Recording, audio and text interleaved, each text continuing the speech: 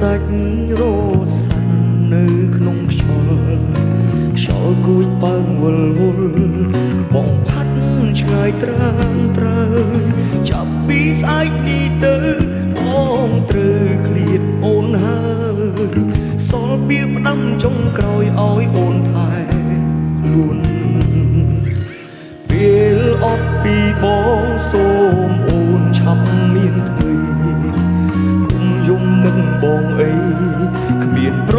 យោជន៍ទេស្ងួន